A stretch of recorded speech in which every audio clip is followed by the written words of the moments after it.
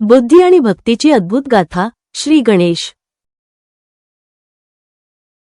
कैलासाच्या बर्फाच्छादित शिखरांवर निसर्गाचे अफाट सौंदर्य आणि दैवी शक्तीचा वास होता.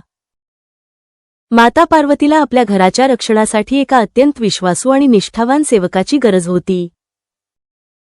तिला असा रक्षक हवा होता जो केवळ आणि केवळ तिच्याच आज्ञेचे पालन करेल. पार्वतीने आपल्या शरीराच्या उठण्यापासून एका सुंदर आणि तेजस्वी बालकाची निर्मिती केली. तिने प्रेमाने त्या मूर्तीमध्ये प्राण फुंकले आणि एक गोंडस बालक प्रकट झाले. हा बालक होता गणेश, जो दिसायला अत्यंत मोहक आणि बुद्धीने चपळ होता. पार्वतीने त्याला जवळ घेऊन प्रेमाने आज्ञा दिली, पुत्रा, मी स्नानासाठी जात आहे. तिने पुढे सांगितले, तू दरवाजावर पहारा दे आणि माझ्या परवानगीशिवाय कोणालाही आत येऊ देऊ नकोस. बालगणेश आपल्या मातेच्या शब्दांशी अत्यंत निष्ठावान होता आणि त्याने आज्ञा मान्य केली. त्याने आपल्या हातात एक लाकडी दंड घेतला आणि खंबीरपणे दरवाजासमोर उभा राहिला. काही वेळानंतर भगवान शिव आपल्या गणांच्या सैन्यासह कैलासावर परतले. शिव आणि गणेश एकमेकांसाठी पूर्णपणे अनोळखी होते, दोघांनी एकमेकांना कधी पाहिले नव्हते. जेव्हा भगवान शिव आपल्या घरात जाण्याचा प्रयत्न करू लागले, तेव्हा बालगणेशाने त्यांना अडवले. शिव अत्यंत आश्चर्यचकित झाले, कारण आजवर कोणीही त्यांना अडवण्याची हिंमत केली नव्हती. शिव शांतपणे म्हणाले, बालका, मी पार्वतीचा पती आणि या घराचा स्वामी आहे, मला रस्ता दे. पण गणेश आपल्या मातेच्या आज्ञेवर ठाम होता आणि त्याने रस्ता देण्यास नकार दिला. त्याने नम्रपणे पण ठामपणे सांगितले, माझ्या मातेची आज्ञा सर्वोच्च आहे, त्यांच्याशिवाय कोणीही आत जाऊ शकत नाही. हळूहळू हा वाद वाढू लागला आणि शिवाचे गण अस्वस्थ झाले. शिवाचे मुख्य सेवक नंदी यांनी गणेशाला बाजूला करण्याचा प्रयत्न केला. पण बालगणेशाने आपल्या दैवी शक्तीचा वापर करून नंदी आणि इतर गणांना सहज पराभूत केले. हे पाहून भगवान शिवाचा संयम सुटला आणि त्यांना खूप राग आला. शिवांना वाटले की हा बालक अत्यंत अहंकारी आहे आणि त्याला धडा देणे गरजेचे आहे. क्रोधित शिव आणि बालगणेश यांच्यात एक भीषण युद्ध सुरू झाले.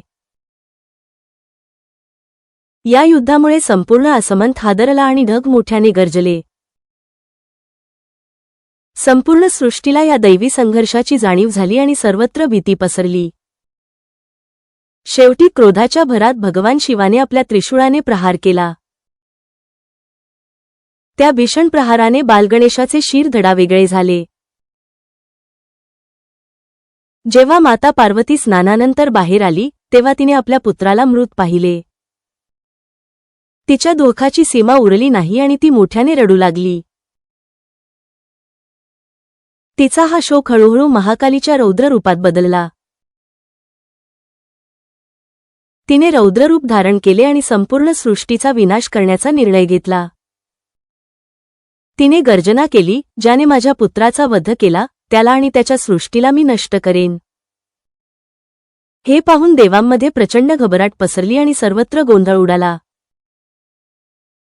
सर्व देव धावत शिवाकडे गेले आणि त्यांना विनंती केली की त्यांनी पार्वतीला शांत करावे.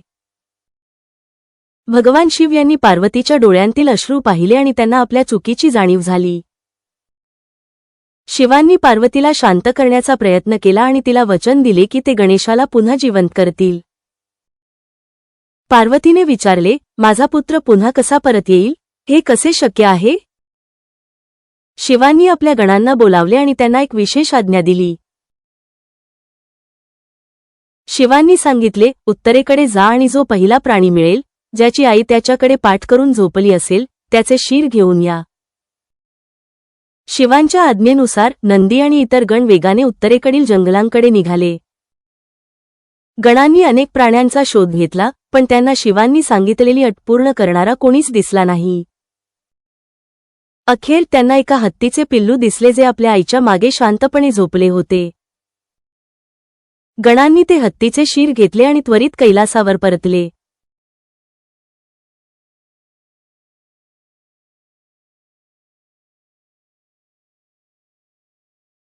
हळूहळू गणेशाने आपले डोळे उघडले आणि तो एका नवीन रूपात पुनर्जीवित झाला.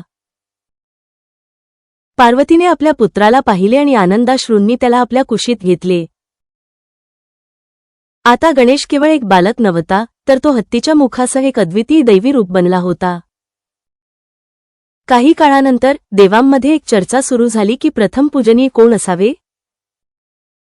शिव आणि पार्वतीने या प्रश्नाचे उत्तर शोधण्यासाठी एक स्पर्धा आयोजित करण्याचा निर्णय घेतला. त्यांनी गणेश आणि कार्तिकेय यांना बोलावून स्पर्धेचे नियम सांगितले. शिवांनी जाहीर केले, जो संपूर्ण पृथ्वीची प्रदक्षिणा करून सर्वात आधी परत येईल तोच प्रथम पूजनीय ठरेल. कार्तिकेयने क्षणाचाही विलंब केला नाही आणि आपल्या मोरावर स्वार होऊन वेगाने निघाला. कार्तिकेय डोंगर, नद्या आणि अथांग समुद्रांना ओलांडून पृथ्वीची प्रदक्षिणा करू लागला. दुसरीकडे गणेश विचार करू लागले की त्यांचे शरीर जड आहे आणि वाहन एक छोटा उंदीर आहे. गणेशाला माहीत होते की ते कार्तिकेयच्या शारीरिक वेगाची बरोबरी करू शकत नाहीत. पण गणेशाकडे अफाट ज्ञान आणि तीव्र बुद्धी होती, ज्याचा वापर करून त्यांनी एक योजना आखली. गणेशाने अत्यंत नम्रतेने आपल्या माता पार्वती आणि पिता शिवाला एका आसनावर बसवले. त्यांनी अत्यंत श्रद्धेने आणि भक्तीने आपल्या माता पित्याभोवती 7 प्रदक्षिणा घातल्या. प्रदक्षिणा पूर्ण करून गणेश शांतपणे आपल्या माता पित्यांच्या चरणाशी बसले. काही वेळाने कार्तिकेय संपूर्ण पृथ्वीची प्रदक्षिणा करून थकलेले परत आले. कार्तिकेयने पाहिले की गणेश आधीच तिथे बसले आहेत, ज्यामुळे तो अत्यंत आश्चर्यचकित झाला. कार्तिकेयने विचारले, तू तर हल्ला सुद्धा नाहीस, मग तू माझ्या आधी कसा पोहोचला. गणेश नम्रपणे म्हणाले, माझ्यासाठी माझे माता पिताच संपूर्ण जग आहेत. त्यांनी पुढे सांगितले की आई वडिलांची प्रदक्षिणा करणे म्हणजे संपूर्ण विश्वाची प्रदक्षिणा करण्यासारखेच आहे. शिवा आणि पार्वती गणेशाच्या या बुद्धीने आणि अगाध भक्तीने अत्यंत प्रभावित झाले. त्यांनी जाहीर केले की आजपासून कोणत्याही शुभ कार्याची सुरुवात सर्वात आधी श्री गणेशाच्या पूजेने होईल. गणेशाला विघ्नहर्ता म्हटले गेले, कारण तो आपल्या बुद्धीने कोणत्याही संकटावर मात करू शकत होता. सर्व देवांनी एकत्र येऊन गणेशाचा मोठा उत्सव साजरा केला आणि त्याला आशीर्वाद दिले. अशा प्रकारे श्री गणेश बुद्धी, ज्ञान आणि भक्तीचे प्रतीक बनले, ज्यांची पूजा आजही संपूर्ण जगात आदराने केली जाते.